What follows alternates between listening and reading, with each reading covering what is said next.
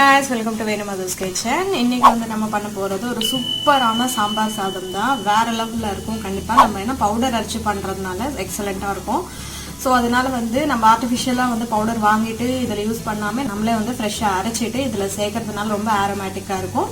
So கண்டிப்பா வந்து இந்த மாதிரி ஸ்டைல்ல சாம்பார் சாதம் செஞ்சு பாருங்க. அருமையா வந்து உங்க மேல என்ஜாய் பண்ணுங்க. So let's get started and check out the recipe.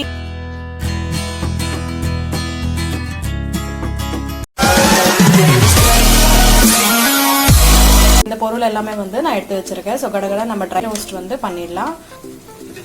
வெந்தயம் வந்து ட்ரை ரோஸ்ட் பண்ணிக்கலாம். மல்லி, அதுக்கு அப்புறம் சீரகம், மிளகு இதெல்லாம் சேர்த்துட்டு நட்டுக்கலாம். சிம்லியே வச்சு நம்ம வறுத்தோம் அப்படினா வந்து சீக்கிரம் வந்து கரைஞ்சிராம நல்லா வந்து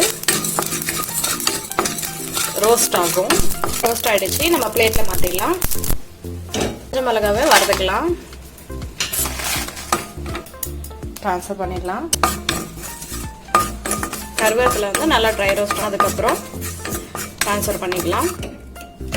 கொஞ்சம் ஆறுனதுக்கப்புறம் நம்ம வந்து ஃபைன் பவுடராக வந்து அரைச்சிக்கலாம். நம்ம கொஞ்சமாக பெருங்காயத்தூள் சேர்த்துக்கலாம். பவுடர் வந்து ரெடி ஆயிடுச்சு. அடுத்து வந்து நம்ம ப்ராசஸ் ஸ்டார்ட் பண்ணிடலாம். ஆயில் சேர்த்துக்கலாம்.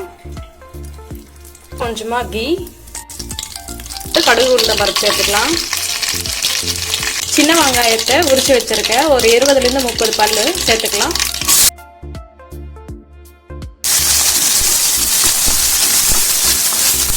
சாம்பார் சாதத்துக்கு எப்பவுமே வந்து சின்ன வெங்காயம் தான் அருமையான டேஸ்ட் கொடுக்கும், நார்மல் வெங்காயத்தை விட. இது வந்து நல்லா வதங்கட்டும். அடுத்து காய்கறி சேர்த்துடலாம். நான் வந்து இன்னைக்கு பீன்ஸ், முருங்கைக்காய், அப்புறம் கத்திரிக்காய் சேர்த்துருக்கேன். எந்த காய்கறி வேணும் சேர்த்துக்கலாம். காலிஃப்ளவர், உருளைக்கிழங்கு, கேரட் அந்த மாதிரி எல்லாமே சேர்த்துக்கலாம்.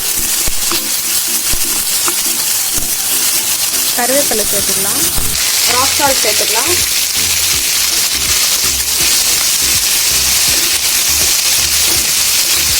காய்கறி எல்லாம் வந்து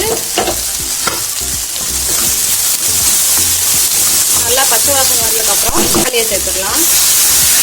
மஞ்சள் தூள். இப்போ பார்த்தீங்கன்னா தக்காளி எல்லாம் சாஃப்ட் ஆயிடுச்சு. கொஞ்சம் கொத்தமல்லி போட்டு வதக்கிக்கலாம். கொத்தமல்லி போட்டு நம்ம ஃபர்ஸ்ட் கொஞ்சம் நேரம் வதக்கிட்டு அதுக்கப்புறம் வந்து லாஸ்டா இறக்கும் போது கொஞ்சம் போட்டோம்னா ரொம்ப டேஸ்டா இருக்கும்.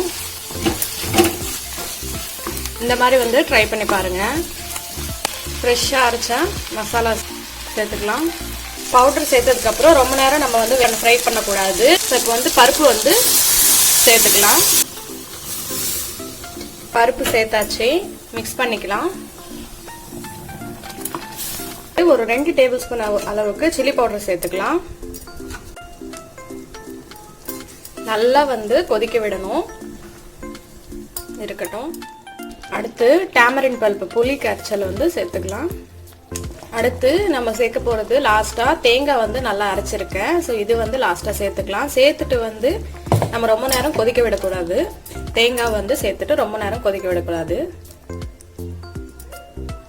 தேங்காய் பால் வந்து சேர்த்துட்டு ரொம்ப நேரம் கொதிக்க விடக்கூடாது. நம்ம ஜஸ்ட் ஒரு 1 minute வந்து சிம்லியே இருந்தா கூட போதும், கொதிக்கவே கூடாது. ஓகே, நம்ம வந்து ஆட் பண்ணிட்டோம்ல. இப்போ வந்து ஸ்விட்ச் ஆஃப் பண்ணிடலாம். அவ்வளோதான். தூவிக்கலாம் மேல கருவேப்பிலை. அவ்வளோதான். சூப்பரான கம சாம்பார் வந்து ரெடி ஆயிடுச்சு. அடுத்து வந்து நம்ம சாதத்துல வந்து பிசைஞ்சிடலாம். 2 டைப்ஸ்ல வந்து பண்ணலாம். நம்ம சாம்பார் பண்ணிட்டு அதுக்கப்புறம் சாதத்துல வந்து மிக்ஸ் பண்ணலாம். நார்மலா எல்லாரும் குக்கர்ல வந்து ப்ரெஷர் குக்கர்ல பண்ணுவாங்க. ஸோ அந்த மாதிரியும் பண்ணலாம். பட் இந்த மாதிரி பண்ணும்போது உங்களுக்கு ஒரு டிஃப்ரெண்டான ஒரு டேஸ்ட் வரும். ஸோ அதனால வந்து இந்த மாதிரி கண்டிப்பாக ட்ரை பண்ணி பாருங்க. ஸோ வாங்க இப்போ வந்து நம்ம மிக்ஸ் பண்ணிடலாம். சாதம் வந்து ரெடியா இருக்கு. நான் வடைச்சிட்டு சாதத்தை ஒரு பெரிய பாத்திரத்துல வந்து போட்டு வச்சிருக்கேன். சாம்பார் வந்து ஊத்தியாச்சு. நல்லா மிக்ஸ் பண்ணிக்கலாம். நல்லா வந்து கூட வந்து நம்ம மிக்ஸ் பண்ணாதான் வந்து சாம்பாரோட டேஸ்ட்டு. சாம்பார் சாதம் வந்து சூப்பரா ரெடி ஆயிடுச்சு. நல்லா நம்ம பவுடர் வந்து அரைச்சி சேர்க்கறதுனால வந்து நல்லா கமன்னு வாசனை வருது. சுட சுட வந்து சாம்பார் சாதம் ரெடி. நீங்க பார்க்கலாம், வேற லெவல்ல இருக்கும். அடுத்து வந்து நம்ம ஒரு மெயினான இன்கிரீடியன்ட் வந்து சேர்க்க போறோம். அது என்னன்னு இப்பவே வந்து நீங்க கெஸ் பண்ணிருப்பீங்க. அதாவது நெய். நெய் தான் வந்து சாம்பார் சாதத்துக்கே வந்து வேற லெவல் டேஸ்ட் கொடுக்கும். நல்லா தாராளமாக வந்து நெய் ஊற்றுங்க. ஊற்றிட்டு நல்லா வந்து ப்ரெஸ் பண்ணி விட்டிங்கன்னா நல்லா வந்து உள்ளே போகும் அந்த நெய்யெல்லாம். அதுக்கப்புறம் மேலோட்டமாக வந்து நல்லா ஃப்ராக்ரன்ஸுக்காக கொத்தமல்லியை தூவிக்கலாம். அவ்வளோதான், சூப்பரான சாம்பார் சாதம் ரெடி ஆகிடுச்சு. இதுக்கு சைட் டிஷ் அப்படின்னு பார்த்தோம்னா வந்து எனக்கு தெரிஞ்சு எதுவுமே தேவையில்லை. வெறும் அப்பளம் இல்லைன்னா வந்து வறுத்தல் இருந்தாவே போதும். சூப்பராக வந்து சாப்பிட்டு முடிச்சிடலாம். ஸோ அழகான ஒரு ரெசிபியை கண்டிப்பாக வந்து செஞ்சு பாருங்கள். கண்டிப்பாக ஃபுல்ஃபில்லான மீலாக இருக்கும். காய்கறி எல்லாம் சேர்க்கறதுனால நம்ம ரொம்ப சத்தான சாப்பாடு அப்படின்னு சொல்லலாம். ஸோ குழந்தைங்களுக்குலேருந்து பெரியவங்க வரைக்கும் எல்லாருமே வந்து விரும்பி சாப்பிடக்கூடிய ஒரு ரெசிபி ரெடி ஆகிடுச்சு. ஸோ இந்த ரெசிபி உங்களுக்கு கண்டிப்பாக பிடிச்சிருக்கும்னு நினைக்கிறேன்.